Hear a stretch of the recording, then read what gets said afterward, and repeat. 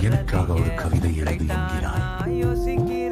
பேனாவுக்கும் காகிதத்துக்கும் நடுவே நீயே வந்து உட்கார்ந்து கொண்டு எதை பற்றி எழுதுவேன் நான்.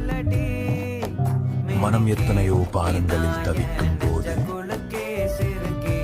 ஏதுமறியாத சிறுமி போல உனதே பிடிவாதங்களால் என்னை நீ செய்யும் அழகை பற்றியா?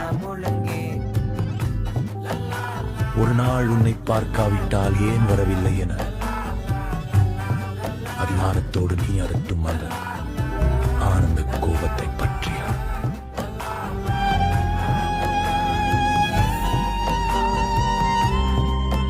அருண்முழுக்க ஓடி கலைத்திருந்தாலும் என்னை மட்டும் காணும் நொடியில் புதியதாய் மலர்ந்து கொள்ளும்